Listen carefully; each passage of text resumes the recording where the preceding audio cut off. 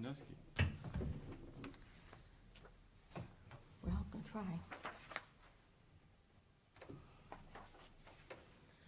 Thursday, November 19th, 2015.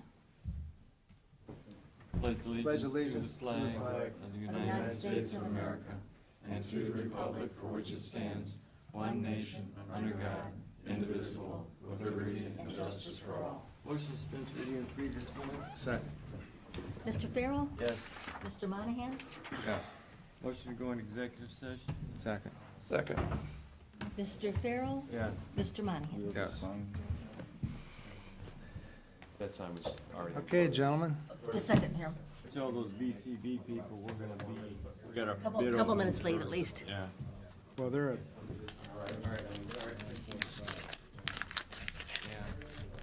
hey, Carolyn, Yes.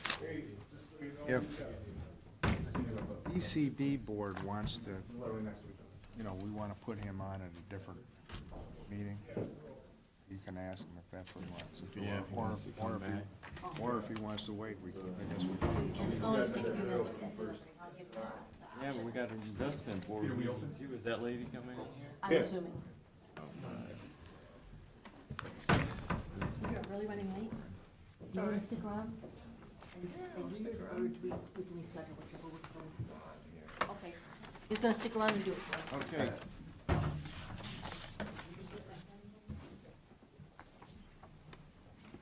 This friggin' water thing that's friggin' water thing. Will not be in our way. Yeah. Oh, we're running late. We go to water plant years ago, and down with the dam too. Yeah, I was here when that thing was going. I forgot all the year. And Sparky wanted to play Kumbaya. I like that.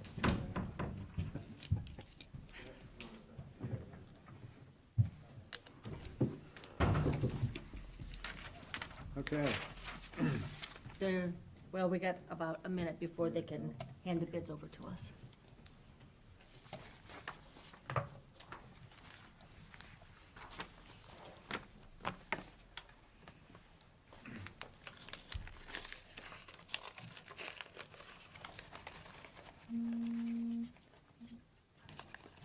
Hey Jack, last week you were in here and you were talking about the entranceway and the scale. We're gonna get rolling on that. I talked to you about that, and you were talking about they were waiting for the dumpsters or something? Yeah, well, next week's Thanksgiving. If we buy the property to the south of the landfill. I know, you wanted to always change the entranceway. So I actually told Manick and Smith Group to stop working on it, because we're on hold with the Heckelman property. I told you I talked to Kurt. Yes, and so did I. Okay. And I asked Bemis for environmental, phase one environmental, and they're thinking about it, they're gonna let us know. Okay. They have one, or if they're gonna do one. She was, Marty Fulmer was gonna check into it and get back to me, and maybe we can Oh, wow. put it out. They might need to do one anyways if they're gonna try to. They may need to do one anyway, Yeah, so. yeah. I would There's that think. word on the At street some that there point. was a waste. I mean, generally your buyer does it, but if they wanna make it more marketable, then. Yeah, they should know the answers to what they got. The agreement they gave us says that it's clean and. free of Right, no but that hazards in there. Doesn't mean that it is. Doesn't mean anything? Well, it doesn't mean that it's clean. They can represent it, cause it says to the best of their knowledge. Yes. To the best of their knowledge, it may be clean, but it, Didn't say that. Didn't say the best of their knowledge. in our, section 3 of that contract, it has that. I just read it. Which are you, maybe it was a different one that we had.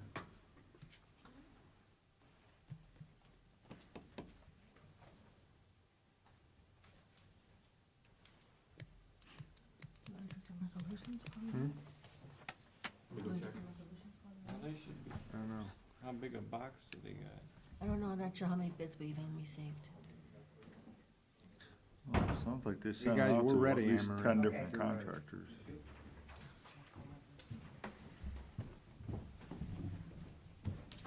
Oh, got everything?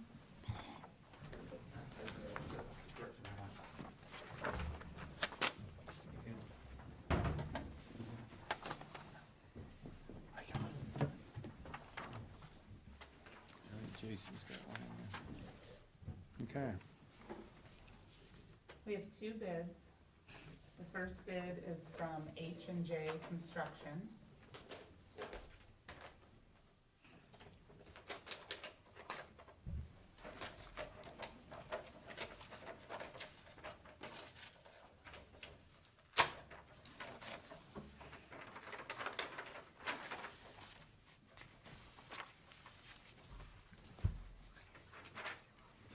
The bid guarantee and contract bond is present.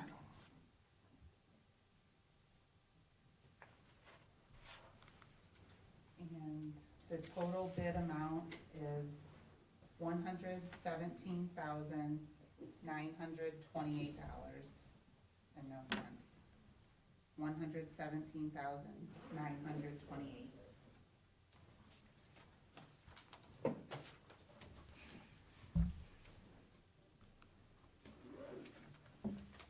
The second bid is from Spear Brothers.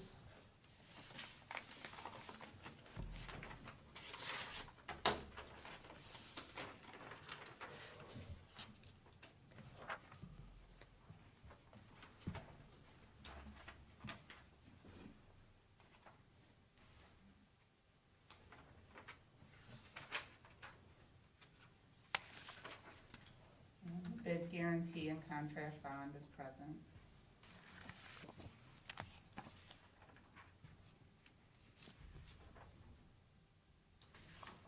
And the total bid amount is $122,430 and no cents. $122,430. Make a motion to accept the bids, have them turned over to Environmental Services for the report and tabulation back to us. Second. Mr. Farrell? Mr. Shenago? Yes. Mr. Monahan? If anybody wants to take a look at those, you'll have them, In the conference room. regional planning? Yeah. Regional planning right down the hall.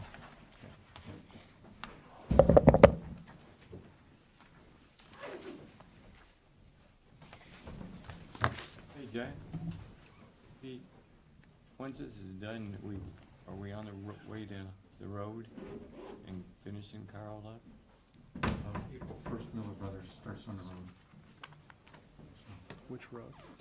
Big Woods Drive. That whole intersection. No, I mean, we'd still have to get an engineer, design the road, do the road. Oh, you're gonna do the By the- rest all the way to the back? No, whatever the thing is, and it went to that hotel, didn't it, that little hotel? Yeah, but of course he wants from the hotel back. It's on him. The hotel in the corner? Yeah, that one that, I think Sortino built.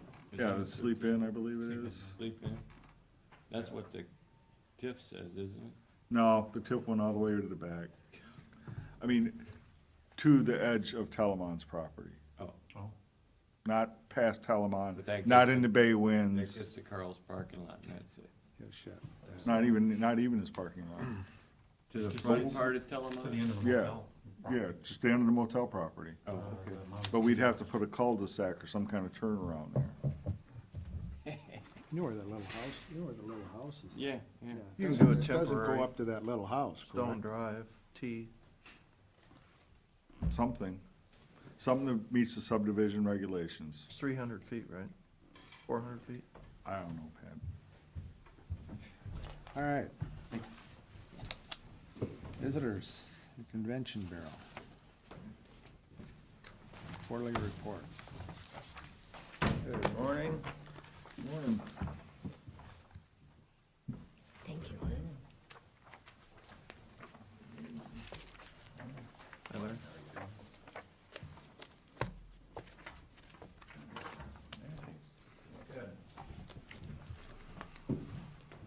Oh, thank you for that.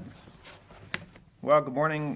This is the report basically that represents the fourth fiscal year quarter for the Erie County Visitors Bureau, so that would be the months of July through September.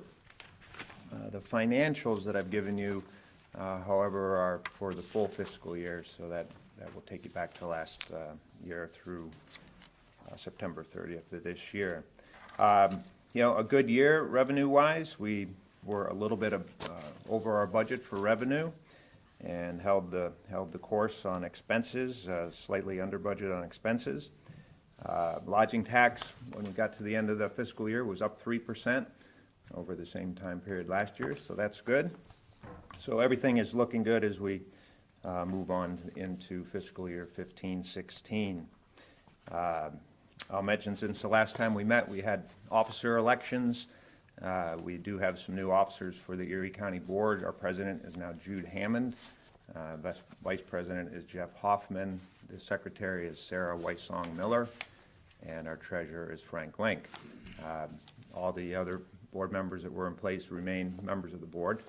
And we actually have a couple applications in front of us now that the nominating committee is reviewing. So Where's Jeff Hoffman from, your vice president? it's MHD Corporation. That trailer park on Okay. Cleveland Road. Yeah. So yeah, things are proceeding well with that board. As we get into the report a little bit, the last time I was here, I reported that we were not sure how the summer was going to play out because we had that very wet, June. But once July came around, the weather really improved. August was great, right on through the fall. So I think that's what contributed to that lodging tax ultimately being up over last fiscal year. We did have a fairly severe algal bloom, and so where overall the tourism industry, showed great rebound in the summer, the one segment of our tourism product that really was hurt badly was the charter fishing, and any of the businesses that directly support charter fishing, and also some lakefront lodging. So one of the things that we did to gauge any negative impact from that was we put a survey out to our tourism industry partners. It went to the Lake Erie Charter Boat Association, to the Marine Trade Association, some of the regional chambers of commerce. I put a summary document in your packet that was a press release that resulted from that survey. It wasn't a scientifically conducted survey, so we didn't actually release all the results, but we released them in aggregate form. We had 148 responses from a wide cross-section of businesses. And as that document I gave you will show, direct impact to charter captains, some charter captains down 25 to 33% over from last year, which is a lot for somebody that has to make all their money in a pretty short window. I anticipate there will be some of our charter captains that will not choose to stay in business next year. They just simply can't do it. They had to turn away too many trips. The other thing we saw almost universally across all the business segments that were represented, great concern for next year based on people that visited this year, knew about the algae, saw the algae, but because they had put down their deposits, they had already made their plans, they came up here anyway, but maybe they couldn't go swimming or they couldn't go fishing. So we had a lot more questions about the algae. So there's great concern for what that could do for next year. We spend a fair amount of time working on this issue. I personally am on several committees and attend a lot of meetings trying to find, the solutions to this. We're making progress, but we still need to, we need to keep the pressure on to find the solutions. Part of that effort is my involvement with a group called Healthy Water Ohio. It's a statewide organization that has representation from agriculture, conservation, science, tourism, other business segments. This is a copy of the report that we put out in September. I'll give each one of you a copy of this. It's also available at healthywaterohio.org. This group actually just met Tuesday morning. This report has a strategic plan on how to move forward, and now we're in the implementation phase of that. A big part of this, and another document I put in your packet, is a info sheet about a conference coming to Hotel Breakers next September. It's called the Great Lakes Restoration Conference. This is a group of, again, education, conservation, science organizations from all across the Great Lakes states. It'll bring 400 to 500 delegates here next September for educational sessions and field trips throughout the region.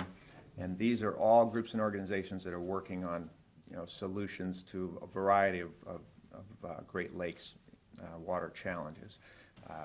So besides being a nice piece of business for the region in September, for multiple nights with that number of people, these are all people that have expertise that can help us with this issue.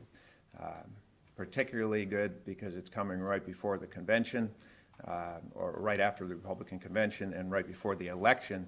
So it's very likely that there will be candidates or representatives from candidates at that event, because they always encourage that to take place, and that's why they're coming to our area. I have a question in regards to your board. Do you have vacancies now? Is that why you're looking for new trustees, or? The bylaws allow up to 23. We have 16 now. So, at any point in time, people can submit applications as long as we're not up to that 23. And we had inquiries, people that wanted to, know about applying, so that's why we got the applications.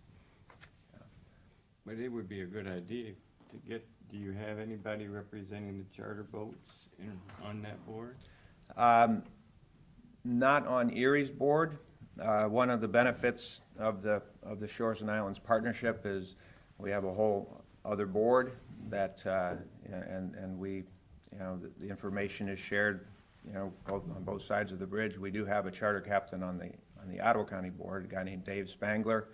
Has spent decades on the lake, excellent advocate for the lake, frequently in Columbus or in DC, talking to people about this issue.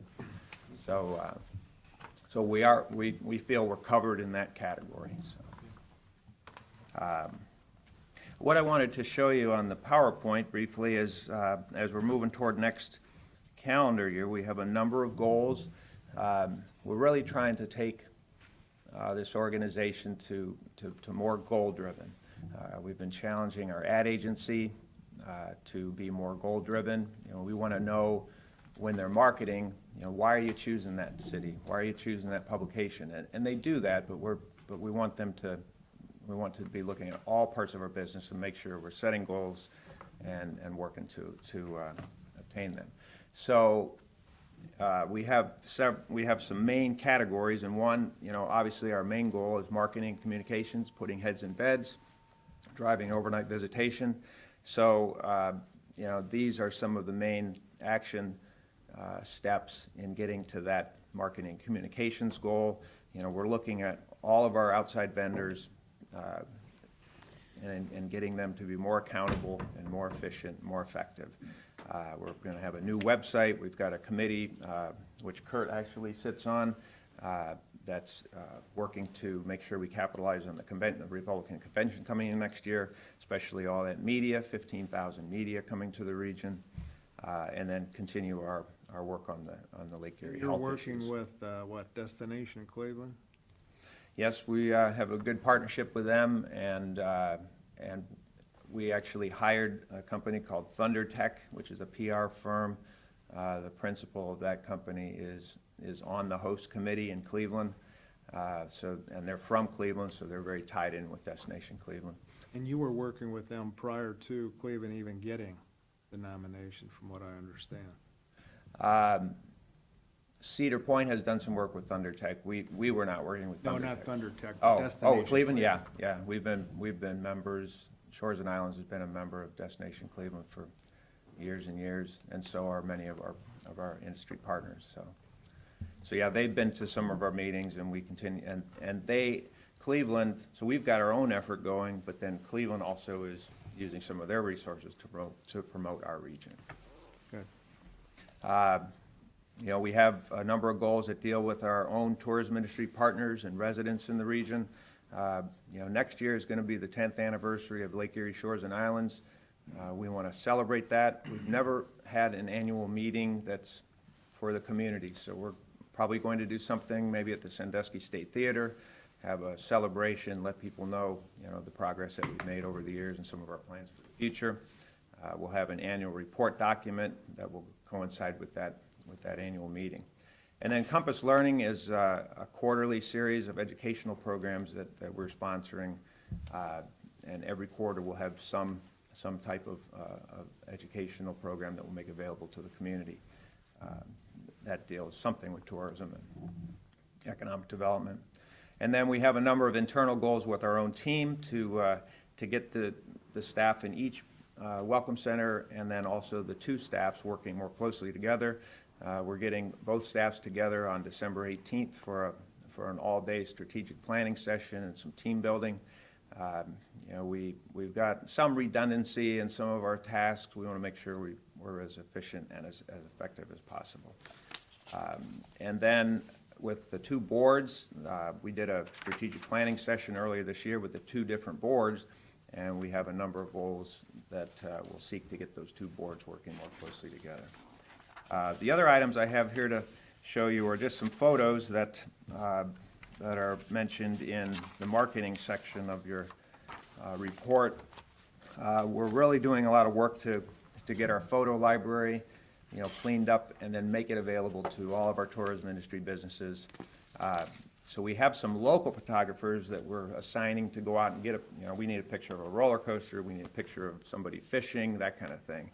Our ad agency, we asked to come up and do a lot of image photos. You know, the group of people in this photo represents an age group that we need to start doing a lot more to market to. I mean, it's kind of the next generation of travelers up here. So the millennials, a little bit younger age group. So these photos were not intended to be specific to attractions, but specific to the way people feel when they come here. And so these are more image photos. And it's all about, you know, there's diversity in here of ages and different ethnic backgrounds. And it just kind of creates a sense of, wow, this is a fun place to go. And then, of course, we can fill in the gaps with all of the different attraction photos that we already have. So I just wanted you to get a sense for these. We had the agency come up and do about 50 of these, and then next year we'll get some more as we move forward. Okay. And unless you have any questions, I'll give each of you a copy of this in case you ever, if you're having a hard time falling asleep some night, you know, you can read through the Healthy Water Ohio Plan. We've got a lot of people working on the algae. I think there's like 3 or 4 different big groups that are working on that. I know Jim Stouffer heads up, you know. Yep, Lake Erie Improvement Association. Heads up on, we have one that I'm on at the County Commissioners Association of Ohio that we're working with all of the other counties on. So it looks like everybody's on board to try to get that lake cleaned up, so. Yep, we do need as many people as possible, you know, learning about it and being part of the solution. Great, thanks for coming in, Larry. My pleasure, thank you. Read the resolution before we go into the order. What are we at here? She's back there. Yeah, we've got all that. Yeah, why don't we read the resolutions? Pat? That way we can take a little recess to go into it and investigate.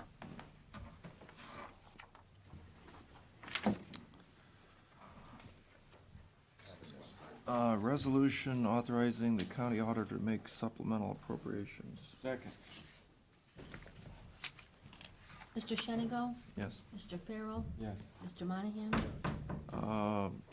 What do you do, with satisfaction of mortgage? Does that No, I get think you read just or have no? to sign that. Okay. Yeah. Just to get up there. So by motion, authorize board president to execute a community grant for $700 for a bicycle rodeo. Second. Mr. Shenigo? Yes. Mr. Farrell? Yes. Mr. Monahan? Resolution to appropriate interest in a certain parcel of real property, 330-1297000. Second. Mr. Shenigo? Yes. Mr. Farrell? Yes. Mr. Monahan? Yes. Resolution entering into an agreement on behalf of the county recorder with Contractor Design. Second. Mr. Shenigo? Yes. Mr. Farrell? Yes. Mr. Monahan? Yes. Resolution declaring certain items surplus in order to be sold at internet auction. Second. Mr. Shenigo? Yes. Mr. Farrell? Yes. Mr. Monahan? Yes. Resolution appropriate interest in certain parcel number 330795000. Second. Mr. Shenigo? Yes. Mr. Farrell? Yes. Mr. Monahan? Yes. Resolution authorizing then and now certificate. Second. Mr. Shenigo? Yes. Mr. Farrell? Yes. Mr. Monahan? Yes. Resolution appropriate the state's interest and rights in a parcel 3300412000. Second. Mr. Shenigo? Yes. Mr. Farrell? Yes. Mr. Monahan? Yes. Resolution county auditor to make a budget modification. This is Second. Water. Second. Mr. Shenigo? Yes. Mr. Farrell? Yes. Mr. Monahan? Yes. Resolution entering into agreement with MKC Associates. Second. Mr. Shenigo? Yes. Mr. Farrell? Yes. Mr. Monahan? Yes. Resolution appropriating the interests of a certain parcel 3300402000. Second. Mr. Shenigo? Yes. Mr. Farrell? Yes. Mr. Monahan? Yes. Resolution authorizing the auditor to make a budget modification. Second. Mr. Shenigo? Yes. Mr. Farrell? Yes. Mr. Monahan? Yes. Resolution entering into agreement with Brown Painting. Second. Mr. Shenigo? Yes. Mr. Farrell? Yes. Mr. Monahan? Yes. Resolution authorizing the auditor to make interfund transfer. Second. Mr. Shenigo? Yes. Mr. Farrell? Yes. Mr. Monahan? Yes. Resolution authorizing the auditor to make budget modifications. Second. Mr. Shenigo? Yes. Mr. Farrell? Yes. Mr. Monahan? Resolution entering into agreement with Adena Corporation. Second. Mr. Shenigo? Yes. Mr. Farrell? Yes. Mr. Monahan? Yes. See? That's it. Okay, motion to recess into investment board meeting. Second. Oh, there's that. You want to grab, Pete, you want to grab that? Sorry. Mr. He's here. Mr. Farrell? Sorry. Yes. I didn't Mr. see you back Shenigo? there. Yes. Mr. Monahan? Yeah. Right.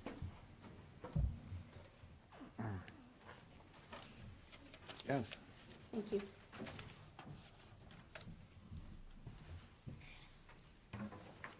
Thank you. Thank you.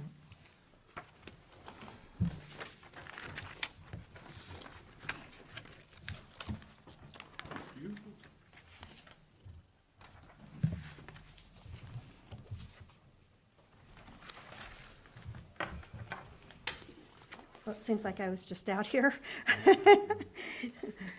I know the November meeting comes on very quickly after the last meeting. But any event, thank you. Look forward to sharing with you our thoughts on what's going on in the marketplace, along with the impact on the county's investment portfolio. Of course, the latest, as always, the big driver as it relates to the county's investment portfolio is what's going on with interest rates. And truly the question has been for some time when or if interest rates will rise. We just had a Fed meeting at the end of October. At that point, they did decide to keep interest rates unchanged. However, they did make a change in their language, in their statement, referencing that particularly that the December meeting, which will be the next meeting, next December meeting is a two-day meeting, the 15th and 16th. Oh, I'm sorry. I'm just gonna say, if you could open those doors, because Carolyn's hot, I'm pretty warm, I don't know It's if you guys getting warm. warm in here. Yeah, that's Oh, fine. thanks, Melissa. I didn't mean to interrupt. Oh, that's okay. That's no problem. The minutes were released yesterday from the Fed meeting. There's always a delay from the last meeting. They issue their statement, and then they issue minutes of the meeting as a follow-up. And when the minutes are released, it gives us an opportunity to parse through those minutes and get a little deeper understanding of some of the discussion that took place, to get a feel for really, truly, where is the Fed headed here with interest rates? Been much talk over the past year, particularly that the Fed will raise interest rates. And as a matter of fact, I had the opportunity to hear Janet Yellen, chairwoman of the Fed, speak in July when she was here in Cleveland, and she was and continues to have been pretty firm in her feelings that the Fed should raise interest rates sooner rather than later, and that truly the more important point will not necessarily be when they start to raise interest rates, but what that path will be. And I know we have talked about that path that they've communicated to us will be a rather slow-going path here. But in any event, the market still is very fixated on when the Fed will start this liftoff. So in the minutes, provided further clarity on the fact that it seems that more members of the committee are in favor of raising interest rates, perhaps starting at this next meeting, of course contingent on no major changes in not only the U.S. economy, but also the global economic forces that have been impacting us more recently, as we truly have this global financial environment. Speaking of the global factors, truly there is fear of global slowdown, particularly as China had released their more recent GDP numbers, which were less than 7%, significantly down from their double-digit numbers that they historically had. So with China being the second largest economy in the world, the markets were certainly concerned that the global slowdown in China would filter over not only in the emerging markets but also into the U.S. As well. And of course, we're seeing some of that in our manufacturing and our exports as well. China, of course, is countering some of this by having now announced lifting their one-child policy, so that now the population of China can increase, and as we know, if you have more people, more younger people, that can certainly spur consumerism, which is really where the Chinese government is trying to steer their economy, as they've been over this past decade, more focused on infrastructure. Additionally, other factors that are impacting our markets, of course, is Japan just recently re-entered a recession again. Europe, we could arguably say, is there as well. And then we layer on to that, of course, the geopolitical events that continue to shift the sentiment in the global market, financial markets, back into the fear mode. And when we have fear in the markets, global investors tend to move into the U.S. Treasury market because we are continue to remain a safe haven, and not only a safe haven, but a higher yielding safe haven than some of the other alternatives. Interestingly, this morning I just read that the German government issued their 2-year government bond at a negative 0.38%. So with our 2-year interest rates right around 0.9, we can certainly see that it's a much more attractive place for global investors to park their money. The oil situation continues to weigh on our markets.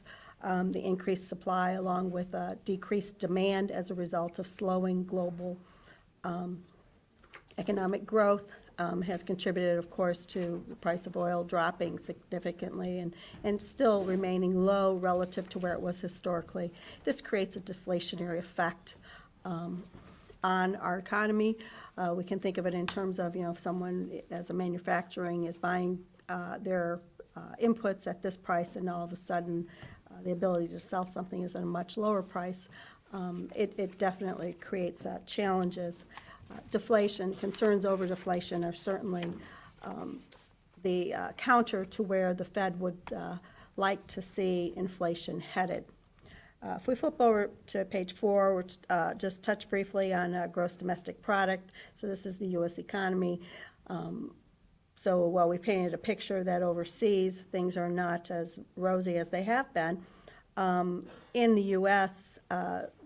economy does continue to to move along, although at a very slow pace, and forecasts are that it will continue at this very slow pace, more along a 2% growth rate, much below what has historically been a trend growth rate of 3%.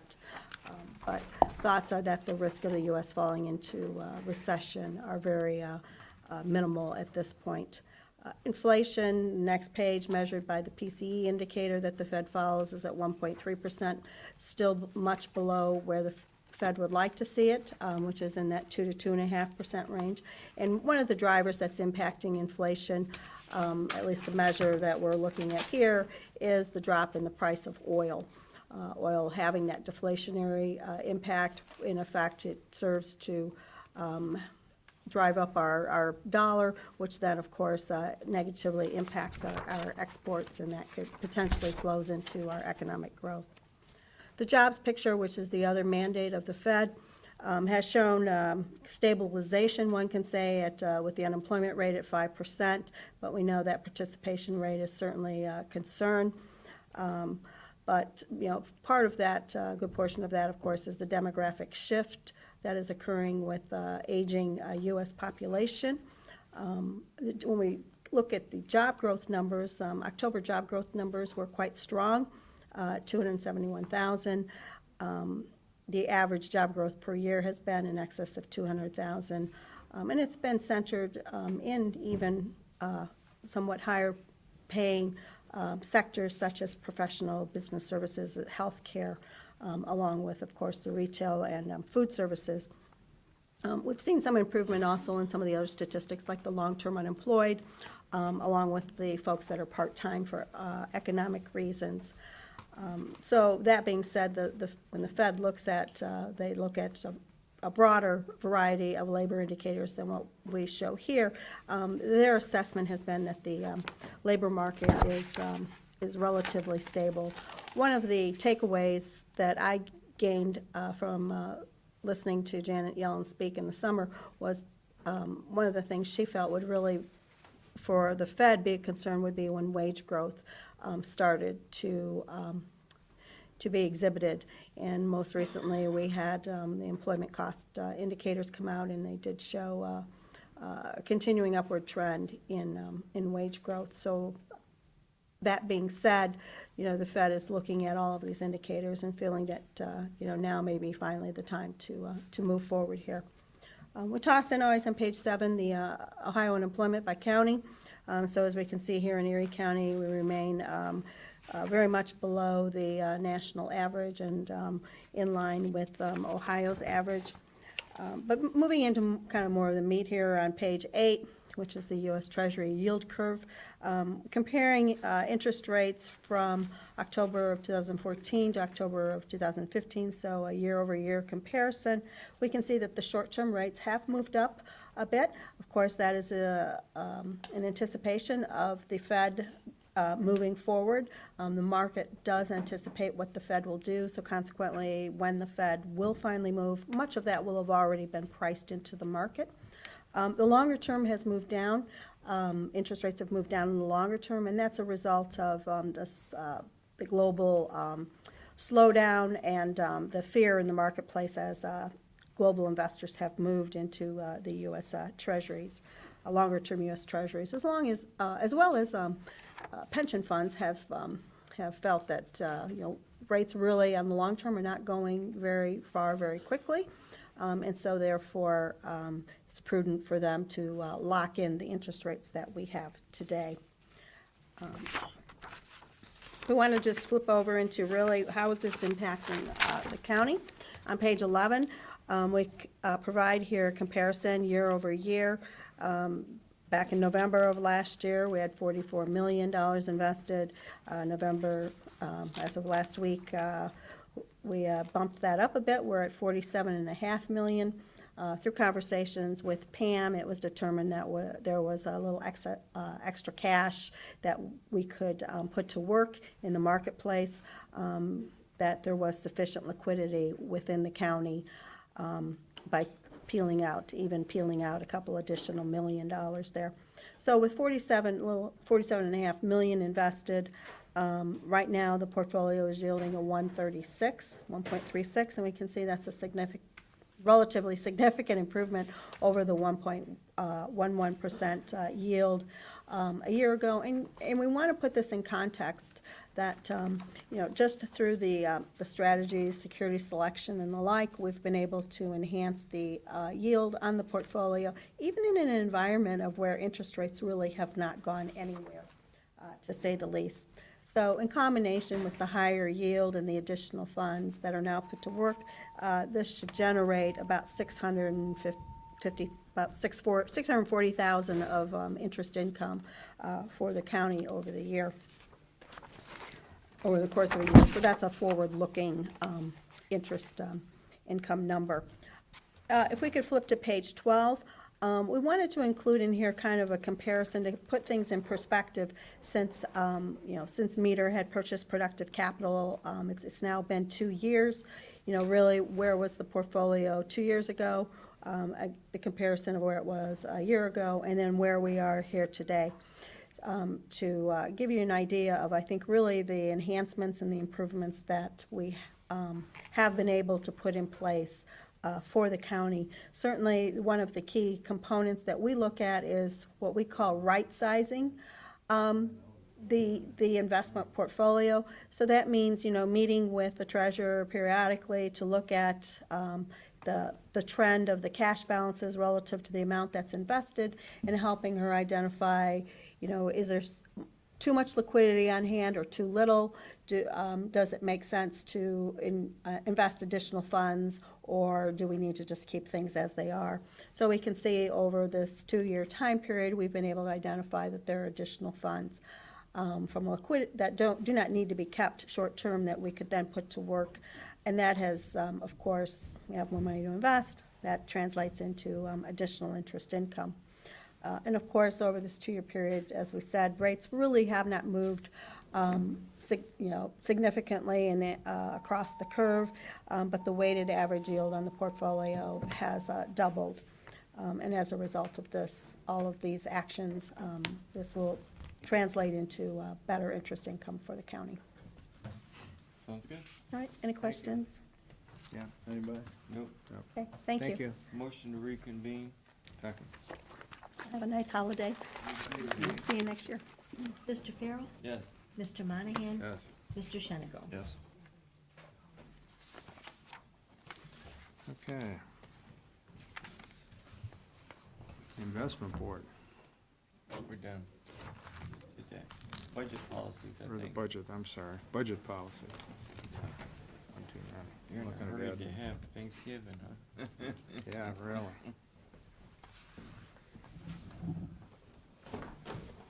Go ahead.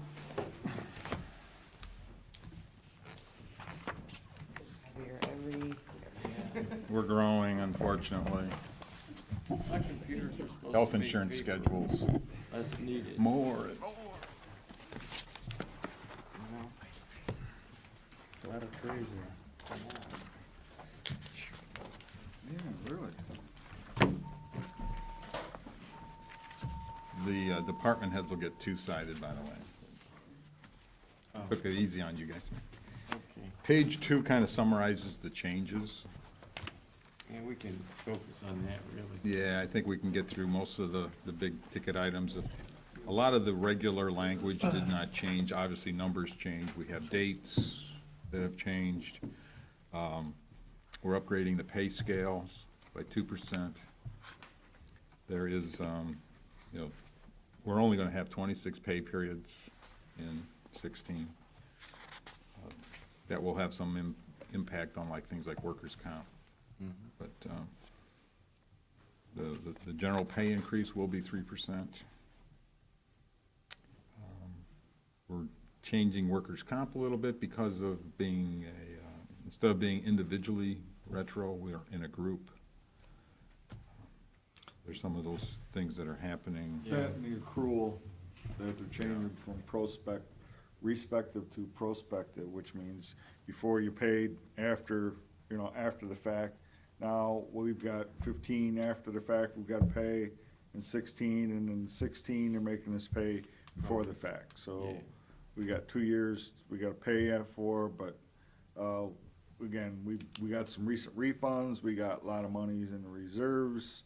You know, we're really, at this point, we're done with the, individual retro, having to keep that money, you know, for 10 years. I mean, we still do, but we're not getting into any more claims. We're adding and adding and adding on to that. We're kind of done with that. So we're in good shape. We can, I think, as opposed to 2 years' worth of payments, we could probably get away with 1 by using up some reserves and refunds, so. Slight tweak in the rate, 15, it was like 1.31% is what we budgeted. And this year it'll be 1.37, so not a huge change.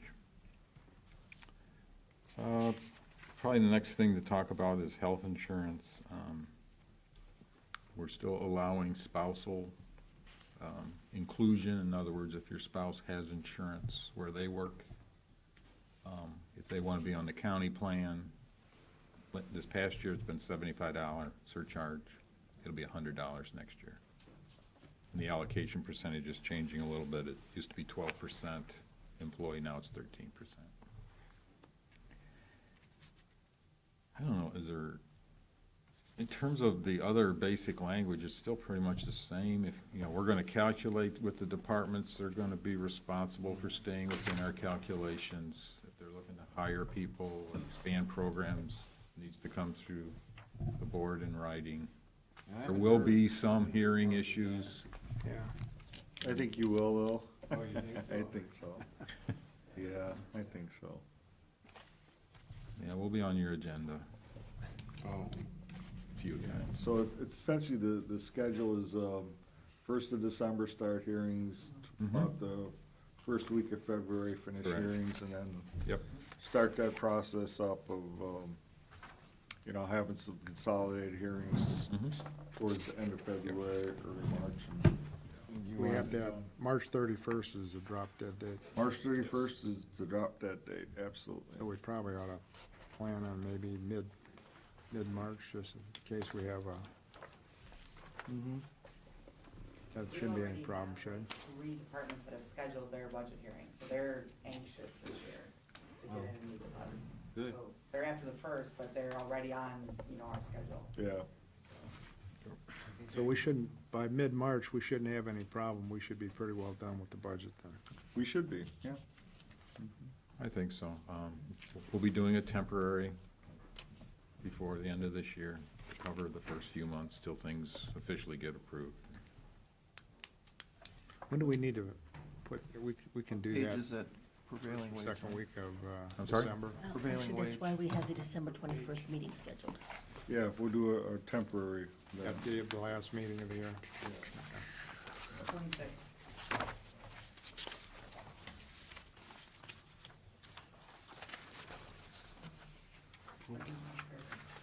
I'm good. All right, anything else, Ed?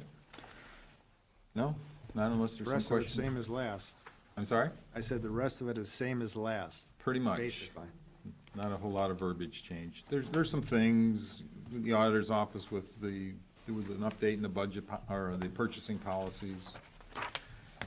We're seeing a little bit more requiring resolutions, but Carolyn's happy because she gets paid by the resolutions, so. Yeah, I crank them I out. heard you got paid per page. It's kind of like the other guy over there.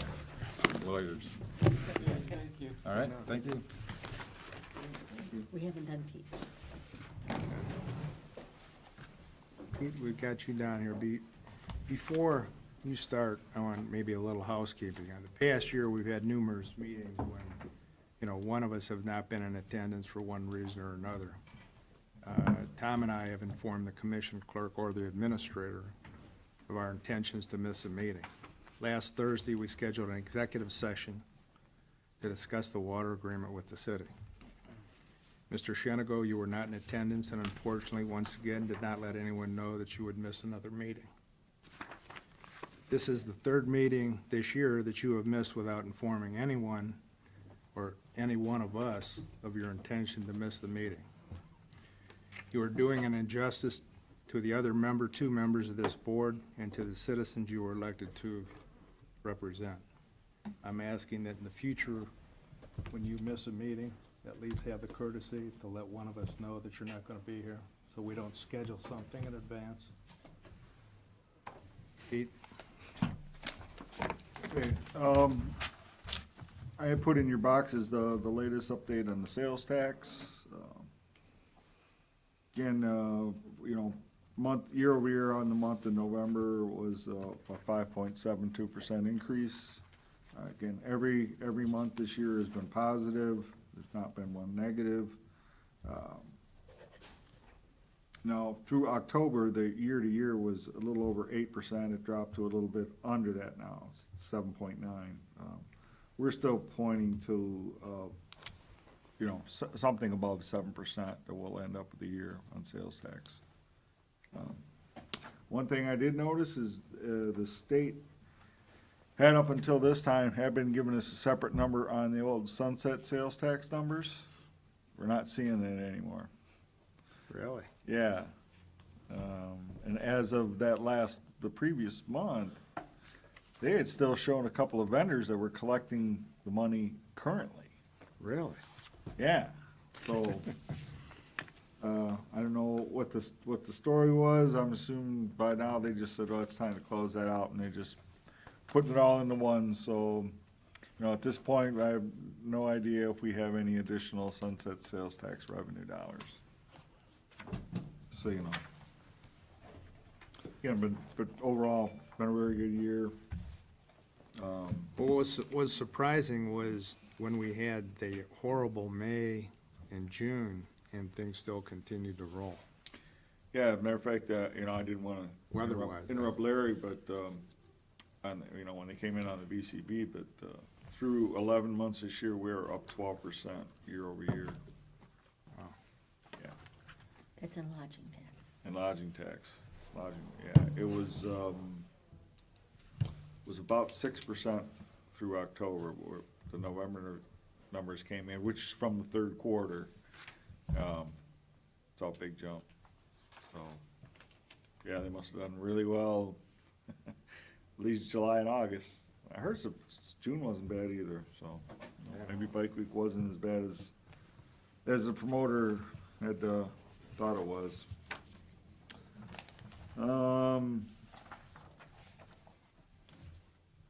Several weeks ago, we had talked about this. This was about the Board of Elections, again, made a request for us to establish a separate elections revenue fund. You guys essentially tabled it. I had one of the members ask me what the status is, so that's why I'm bringing it back, what you guys care to do with it. Again, my concern is some of the wording in here is that they're expecting that they can use this for few purchases of new election equipment. Again, there's a push on the state side to, or at least I want to say really from the local government levels to get the state involved and to fund some of this replacement equipment. And again, we have a separate capital fund set up just for replacement equipment. This separate revenue fund is not necessarily for that purpose. Its purpose is pretty well laid out in the state law that creates it, which is for essentially special elections revenues is what this is for. So, do you guys have a preference? Are you okay with setting up this new fund or not? Plan that a while back as a board was satisfactory. I don't know, I still feel that way, what we were gonna do, so. Yeah, you've got the state, and when you take a look at it, CCAO sent something out last week where they're anticipating 50-50. They're asking for 60-40, but they anticipate to get 50%. If that's the case, but, with Get a little money from the the wording state. they had, we're the ones that should be able to say how we're gonna spend it. Yeah. Yeah, and I mean, that fund that we set up was a capital improvement fund under our control. Yeah.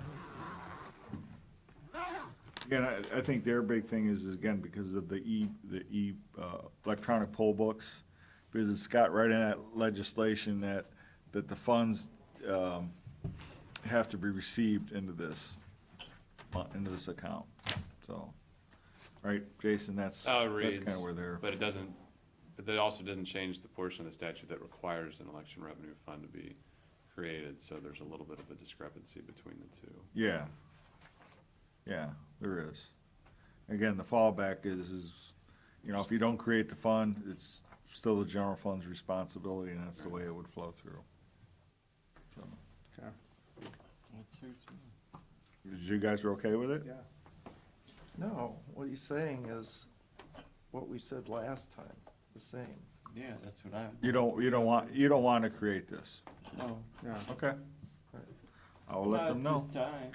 Okay. I mean, we could probably look at it after we get through with the budgets for 2016, but to do it now, I think it's premature. Okay. You know, that's what we talked about earlier, not to set up the fund. All right. They can, And you know, with the state coming in and maybe putting money in, you don't know yeah, what. we don't know. You put money in there, they're gonna be asking for more than. Well, and then, yeah. Okay. Do they have any idea what their costs are gonna be if they have to pay that in a future fee? Well, again, our group has said they expect it to be somewhere between $600,000 and $700,000 to replace our systems. So if the With the state poll books. ends up, Huh? Does that include the electronic poll books, or is that separate? That was not including the electronic poll books. Which the state picks up the majority of that. Yeah, 85%. 80, yeah. Yeah. I think we'd have to put it up front and then get reimbursed. I'm good with what we did. Okay. I know one of their ideas was that, you know, that they may not spend all the money in their budget, which is usually true, they don't. And they were thinking, you know, why don't we take what they don't spend and set it aside in this equipment replacement fund? We have not done that. You guys want to entertain that, or? So why don't you do that with everybody then? Yeah, yeah, I mean, then veteran services who returns a good portion. right. Yeah, just, let's, Yeah, that's fine with me. Just so you know, there should have been, I don't know if there was a purchase order or not, that went through, but, for, I think it's Dellinger Excavating. it's right there. Last year, there was a, water line that broke over there by Goofy Golf and underneath the creek, and we essentially, cut it off, tapped it off, Yeah. closed it down. Well, for the new Kroger development, they need that reopened for fire protection. It's about $35,000. They've already paid $17,000 for tap. In the meantime, I asked our planning director to get back with Kroger to see if they could make a further donation. Well, I think that's fair, though. Yeah. I was, at first wasn't aware that they did pay the tap fee, which is about half of it. Kroger did? Yeah. That's a difficult area to get at, too, though. Yeah, it is, absolutely. What else do I have? I brought this up before, but, the contractors are asking us to reconsider this. You know, with the HVAC project we have out here, remember, we did not award the bids for the annex building because of the fact that the controls came in so much higher than what the original bid was. They're asking us if we want to reconsider that, awarding that or not. It's about $117,000, at least that's what the bid numbers were. It will probably have to go up some because they'll be done with this project before they could start that one. They can't start that up until after the heating season, which would be next spring in the annex. I thought we said we weren't doing the annex. Well, they want an answer for sure. I think you Who's need to they? do it. You need to get all the. Oh, the contractor and the engineer. Yeah, Huh? yeah. I'd say I no. think on the weekend, or don't we have a meeting Monday? Yeah. We can make a decision then. It's $117,000 to do that? Well, then probably add about 10% to that. You're probably looking at about 130. Probably about Well, what 100, about- do you probably have to go about through all the 130. bidding stuff again, or because it was bid once, you don't have to fool with that? Remember how we got in trouble at the care facility when we you know, added on to the probably considered, Mm-hmm. I mean, where are we at with that? You'd have to rebid it. Yeah. That's what I was thinking. But you're gonna take this out of the sunset sales tax? Well, we could, or we could take it out of another source, We got enough in the reserve. I mean, our why do reserve. it? What's the matter with it? Only the putting the controls on this, all in the same system. You know, that equipment's not as old as the stuff that's here. Right. It's got a few more years of life on it. Other than the controls being the same, nothing. Doesn't need it, right? I think that's 10 years earlier. Could be, Don't even start in June. could be, Yeah, Or the spring. yeah. that's a waste That's of fine money. with me. I Okay. mean, I know that's kind of what we agree, but I've got a few emails asking me to give them an answer, so just It tell doesn't them, hurt to ask. no. No. Well, Line enough if we're not work gonna do it between until next spring anyway, we got time, so. All right, also, I got an email from Lori out at the Meadows about the signs. Again, and she got quotes from Brady, she got a quote from Ability Works. You know, we hadn't discussed the funding of this, whether it should just come out of their operating monies, or can it come out of the sunset sales tax? How much is it?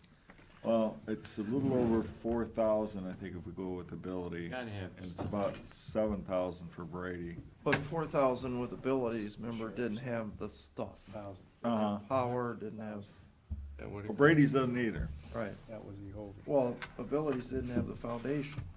Uh-huh. They're giving you a sign. I think I have to take a look, but I'm pretty sure the new Brady one is same thing, it's just poles in the ground.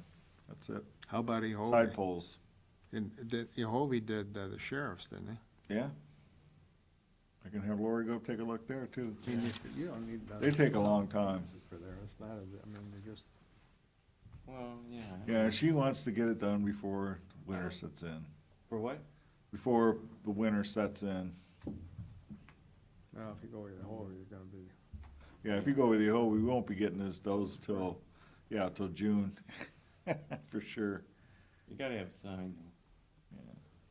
You got do we have prices, Pete? Yeah, What was Brady's price? it's for about 7,000 for 2 signs. Billy Works was a little over 4,000 for 2 signs. But are they apples for apples? Brady I do sign's not gotta be a know. lot I mean, better. all I get is renderings, you know. Did the Ability Works guy ever give you a drawing, other than a pretty picture on an email? I do not know. I'll find that Why out don't you, why first. don't you check that Brady out, would be get more. back with us either Monday or when we come back after Thanksgiving. Okay. All right. Yeah. See how quickly, and ask how quickly those signs could be made. Okay. If both of them can't get the signs in till winter, maybe you wanna get a price from Ehovy. They did a heck of a job with the sheriff. Mm-hmm. I'm stupid enough. Okay. Anything else, Pete? No, that's it. Okay, I need a motion to adjourn. I'll move. Mr. Farrell? Yes. I need a second. I'll second it. Mr. Monahan? Yes. Mr. Shenick? Yes. Yeah.